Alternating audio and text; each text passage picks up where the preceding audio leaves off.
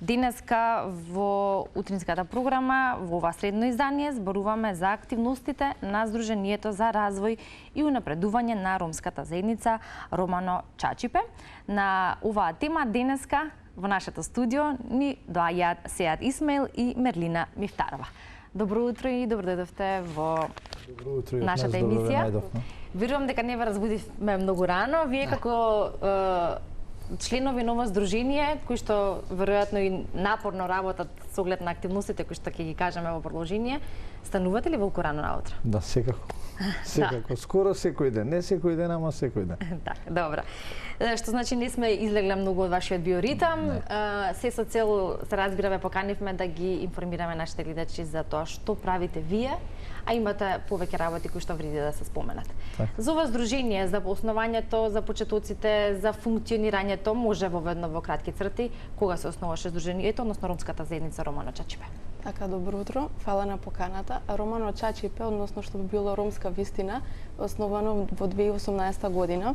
Јас можам да кажам гордо дека јас сум од самиот почеток таму во самото основање. Добро, и кој е твојот впечаток од почетокот, од основањето па се до денеска во однос на залагањето за одредени цели и остварувањето на истите? Можам да кажам дека многу научивме и многу успеавме и се уште работиме. Добро. А работите на што? Рековте повеќе активности, повеќе проекти? Еве, благодарности од мене до вас и да ги поздравиме гледачите кои не гледат наутро. Сдружението се занимава и работи на неколку различни делови, односно неколку различни проектни активности. Во моментов работиме на 3 проекти. Првиот е параправно и правно зајакнување и репродуктивно здравје на жената ромка. Вториот е зајакнување на капацитетите на заедницата за кризни периоди. И третиот кој во овој момент истото се работи е правно застапување на самата заедница. Првиот проект е финансиран благодарение на ФОМ, Фондација Отворено општество, кој стои текако позади нас, нели ни дадоа подадена рака од самото основање, само што се основавме, пред тоа функциониравме како неформална група, па таа неформална група со своите активности стана и официјално здружение, меѓутоа благодарение сето тоа на Фондација Отворено општество, кој што се вика излегува во пресред, дадоа рака, покажа интерес дека навистина треба едно вакво здружение да функционира во самата заедница. Ние доаѓаме од општина Шуторизари, таму функционираме, таму ни е седиштето и знаете, многу е полесно кога имате пристап во заедницата од самата да имате здружение кој од самата заедница. Но исто така имаме и техничка поддршка од здружението ЕСЕ, кој исто така рамноправно стои нели до нас околу секој дел кога ние имаме одредени проектни активности во имплементација на овие 3 проекта. Што значи дека имате поддршката од ова што успеав да разберам, кога се залагате за одредени права или кога имате зацртани цели што би сакале да ги остварите, се со интерес да се подобри живењето или ете и овие граѓаните на Шуторизари да го добијат она што им следува. Репродуктивното здравје кај жената ромка во однос на тој проект кој што го имате или активност која што ја водите, како во текот на времето, односно до последниот период сте задоволни во поглед на тоа? Тој проект функционира со координатор, параправници и медиатори на терен, значи инволвирани се малку повеќе лица и на основ на тој проект направени се неколку истражувања. Еден од истражувањето е во заедницата една тема репродуктивно здравје на жената ромка, кој го направивме. Да. Што вели истражувањето? Здравје и здравствена заштита на мајката и децата, значи во контекст на истата тема. И тука имаме навистина добри прашалници спроведени и добиени многу позитивни односно одговори од заедницата на кои како би настапувале нели во иднина. Дел од заклучоците, знаете, е многу интересно. Вика, речиси сите жени роми не се посетени од страна на патронажна сестра за време на последната бременост. После ви вика 1/3 од жените не се посетени од страна на патронажна сестра по породување, односно не е остварена посета на новороденото бебе. Многу слабо жени роми ги посетуваат матичните гинеколози после породувањето, а причината за тоа е поради тоа што жените ромки не се информирани за потребата од гинеколошката контрола по породувањето. И дел такви некои податоци каде што алармираат, односно укажуваат на тоа дека навистина треба да се работи со заедницата околу подигањето на свеста околу ова. Меѓутоа, искрено мораме да ви кажеме дека се соочуваме и со другиот дел на приказката со проблем. Мислам дека треба да се работи на промена на наративите на медија, односно на здравствените работници. Вие имате проблем во шуторизари, секојдневно алармирање од страна на граѓаните, можете да се јавувате во брза помош по 45 минути интензивно и да не добиете брза помош во интервал од 2 сата. Тоа е многу касно реагирање во самата заедница, односно во општината, и скоро е она доцно доаѓање на тоа возило завршува со фатална, да кажеме, смрт на самиот пациент кој е таму. Сега зашто тоа се случува? Треба да ги критикуваме малку и останатите, покрај тоа што се критикуваме и себе си дека не посветуваме многу внимание околу здравјето. Меѓутоа треба да ги промениме и наративите, мислам, кај здравствените работници. Сепак и ние сме луѓе, се работи нели и за луѓе кои секогаш брзата помош или лекарите имаат два аршина кога се работи за ромската заедница. Да, јас само ќе извам, бидејќи ти се прочита за истражувањето во однос на мајките и децата, во однос на истражувањето во заедницата на тема репродуктивно здравје на жените, вели од спроведуваното истражување се донесени следните заклучоци: жените ромки не се соодветно опфатени со гинеколошка здравствена заштита на примарно ниво, односно 45% од жените немаат избрано матичен гинеколог, пред се преди тоа што нема матичен гинеколог во општината. Кога е направено истражувањето, бидејќи нели во завршува 2019-2020, имате сега таму. Има матичен гинеколог. Сега има матичен гинеколог на кој му помагаме се уште, му помогнавме многу како здружение за да се префрлат одредени нели пациенти во општината, бидејќи нели во неколку години кои што немаше матичен гинеколог, околу 4 до 5 години, сите си го бараа чарето надвор од општината. Па сега ние правевме анкета, односно вршевме, што се вика, молење од врата на врата кај жената ромка во Шуторизари за да го прифатат овој матичен нели гинеколог. Така. Да. Меѓутоа, знаете, покрај тоа го работиме и она правично застапување, односно секундарна и примарна правична помош. Се работи за лицата кои сакаат да добијат гарантирана минимална помош или секако некој друг вид на социјален бенефит. Сдруженијето според проектните активности е тука да ги пополнува документите, односно да остварува медиација за остварување на за некоја правична застапеност и ред други работи. И тука имаме податоци каде што, да кажеме, граѓани, односно граѓани роми од заедницата не доаѓаат, односно не успеваат да го остварат правото на гарантирана минимална помош од X причини. Едно, им се губат документите, повторо ги одбиваат на неосновано, па треба да поднесете жалба, па сето тоа трае со години, буквално.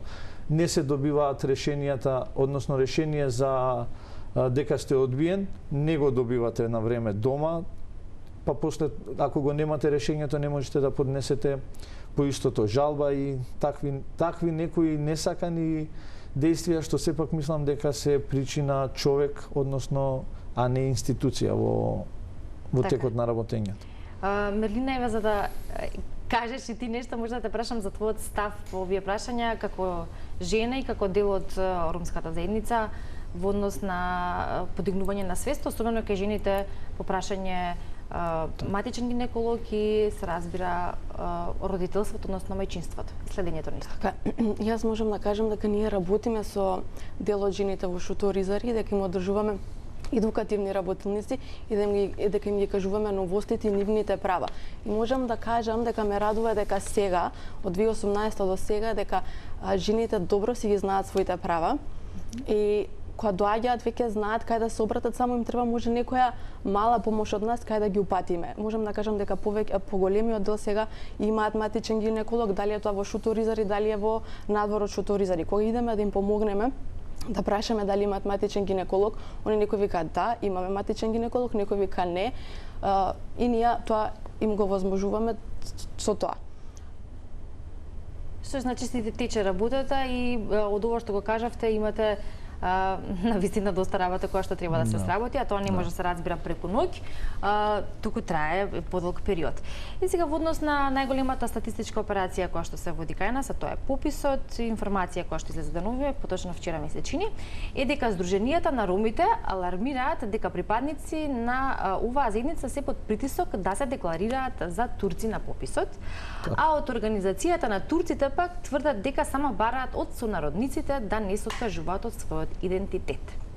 Реакции за притисоци доаѓаат и од невладиниот сектор, пред се од ромската заедница. Најголемата статистичка операција во земјава не им значила многу на голем дел од жителите од Чуторизари кои имаат други приоритети. Оние роми што се скептици одбиваат да се попишат, па на терен ги разубедуваат реонските инструктори. Така. Ваше гледиште како една ромска заедница која што се залага за сето ова за кое што зборувавме, така. Па и главното за подигнување на свеста кај ромите или на јавната свест и генерално и во контекст на оваа информација за пописот, така. Како стојат работите? Ние од самиот почеток апелиравме дека сите треба да се попишат. Прво и основно е како што и алармира нели државата, мора да имаме попис, а не сме само статистика, значи на основ тој попис ќе се направат и одредени буџетски промени во текот на буџетските планирања во текот на наредните години. И ако останеме само како бројка, значи ако тоа значи дека бројот на жителство ќе ги добиваме вработувањата, ако тоа значи дека по бројот на жителство ќе добиваме одреден социјален бенефит кој го дава државата, значи мора да сме попишани, да сме во системот, за да сето ова ние понатаму нели го можеме да го искористиме. И од некои невладини организации ромски кои се за поздравување направија многу добри реклами, односно имаа кампања која спроведуваа дека сите роми треба да се попишат, односно сите што се осеќаат како роми. Знаете, чувството на изразување на етничка припадност е моментално. Кој како се осеќа во момент, нели така ќе треба нели да се произнесе. Тука не можеме на никого да влијаеме дали да се каже дека е турчин, дали да се каже дека е ром, македонец или албанец. Меѓутоа кампањата беше од тоа што го гледав на рекламите, дека секој кој што се осеќа како ром, впрочем сите оние кои сакаат да ги искористат оние благодети кога си ром во државата, например национална квота, стипендирање на роми, студенти и среднисти, треба во овој момент да се кажуваат роми. Немаме ништо против околу делот кој сака да си го зачува бројот, знаете имаше една реакција од турската заедница каде што вика ние мораме да бидеме до 7%. Тука немаме мораме. Значи тука е нов попис, немаше 20 и кусур години попис во државата и секој може да се произнесе како сака. Ние имаме проблем за уписот на факултет кога многу луѓе не се роми, па се заведуваат роми, вика ова е моја припадност затоа што сега се осеќам така во овој момент. И малку е сензибилна темата, никој од никого не ќе да украде, меѓутоа апелираме сите како се осеќаат во овој момент нели така да се попишуваат и многу е битно да бидат попишани. Тоа е ви апелот од вас или пораката. Да. Ќе ја заокружиме оваа тема или денешниот разговор со уште едно прашање. Вие имате приоритет, се разбира, тоа е здравјето. Така. И проектите и активностите кои што ги водите пред се е токму на овој приоритет здравјето. На секој од нас ни е најважно првенствено здравјето. Но што се однесува до другите работи. Колку во вашата заедница се зборува и се залага за екологијата, за подигнувањето на еколошката свест, при тоа за другите работи кои што се едно секојдневие, како што се останати спортски, културни настани. Така. Ние непосредно пред неколку месеци аплициравме за проект со име И шутка е еко, така го наведовме името на проектот, каде што предвидивме одредени проектни активности од делот на зачувањето на здрава животна и еколошка средина. Тука сме во партнерство со една невладина организација која стрикно се занимава со еколошка средина и со спроведувањето на Архуската конвенција. и верувам дека тоа ќе го добиеме во иднина и ќе се позанимаваме и со тој дел на активности, меѓутоа нашата желба и идеја е навистина шутка да ја покажеме дека и таму постојат и живеат луѓе со добри наративи кои знаат да одржуваат животната средина, не е се така црно како што се покажува нели во делот на светот, еве шутка е така и сега таму само се фрла отпад и дека е една од најзагрозените општини. Во ред дека е во некој дел така, меѓутоа мораме да видиме дека делот тоа ѓубре што се носи во шутка е секако од некои секундарни прибирачи на секундарни суровини, па кои екзистираат од тоа. И затоа и овој проект е во некои такви рамки каде што ќе им помогне на тој дел на луѓе што се занимаваат со тоа да знаат како да го селектираат отпадот и нема да ја загадуваат животната околина. Одлична идеја, ви посакувам успехи со тој проект, како и со сите останати кои што ги споменавте. Сега ти Марина, ви благодарам што бевте денеска наши гости. Зборувавме и за актуелни работи, зборувавме и за вашите ковни активности и се гледаме во следна прилика со сите новости кои што ќе ги имате, а верувам дека ќе бидат позитивни. Благодарам, напред.